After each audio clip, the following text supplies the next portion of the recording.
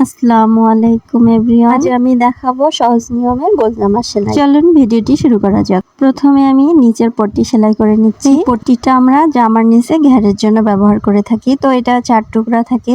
আমি এক এক করে সবগুলোকে জোড়া লাগিয়ে নিচ্ছি। আপনারা এটা নিচ থেকে ছোট সেলাই দিয়ে সুন্দর করে জোড়া লাগিয়ে নেবেন। তারপর আমি সেলাই করব গলার পট্টি।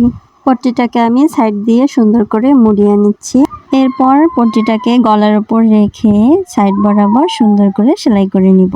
সেলাই হয়ে গেলে আমরা পট্টিটাকে উল্টিয়ে কোনা বরাবর চাপ সেলাই দিয়ে নেব। সেলাই দেওয়ার সময় লক্ষ্য করবেন যেন কোনা বরাবর সেলাইটা হয়। সেলাই হয়ে গেলে উল্টিয়ে এভাবে আঙ্গুল দিয়ে হালকা ভাঁজ করে নেব। ভাঁজ করার পর আমরা পরের পট্টিটা সেলাই করব। পরের পট্টিটা সেলাই করার জন্য আমি পিছনে ফিতা দিব। তো শোল্ডার থেকে 1.5 ইঞ্চি নিচে ফিতাটা রেখে আমি পট্টিটা সেলাই করে নিব। এই গলাটিকে সাধারণত 4 কোনা গলা বা টেবিল গলা বলা হয়। প্রথম পার্টের মতো সেম প্রসেসে এই পার্টটাও সেলাই করে নেওয়া হয়ে গেলে সেম ভাবে উল্টিয়ে ছোট সেলাই দিয়ে এটাকে আমরা চাপ সেলাই দিয়ে নিব। সেলাই দেওয়ার সময় অবশ্যই লক্ষ্য রাখবেন সেলাইটা যেন কাপড়ের উপরে এবং ছোট সেলাই একদম নিখুঁতভাবে হয়ে যায়। তারপর আমরা শোল্ডার জয়েন করব। শোল্ডারে অবশ্যই আপনারা ডাবল সেলাই দেওয়ার চেষ্টা করবেন। সেম প্রসেসে আমি দ্বিতীয় শোল্ডারও জয়েন করব এবং এখানেও আমি ডাবল সেলাই দিব।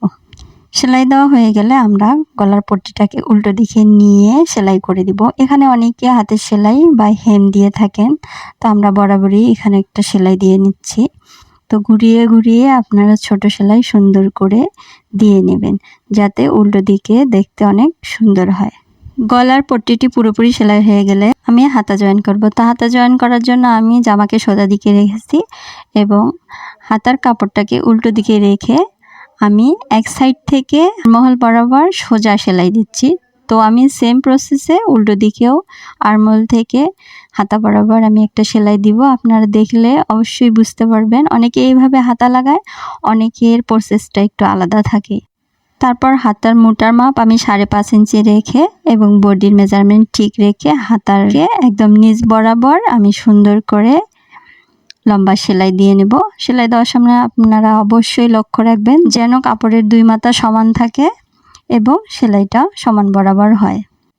এই সেলাইটাকে আমি নিচ বরাবর টেনে নেওয়ার পর আমি অফ ক্যামেরায় ডাবল সেলাই দিয়ে নেব। দিয়ে নেওয়ার পর আমি নিচের যে মোড়ানি আছে এটাকে আমি অনেক চিকনভাবে মুড়িয়ে নেব।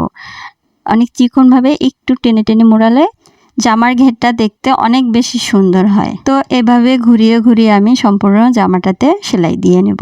ভিডিওটি যদি আপনার ভালো লেগে থাকে একটি লাইক দিন, চ্যানেলটি সাবস্ক্রাইব করুন। আপনার একটি সাবস্ক্রাইব আমাকে আরও ভালো ভিডিও তৈরি করার অনুপ্রেরণা দেবে। ধন্যবাদ।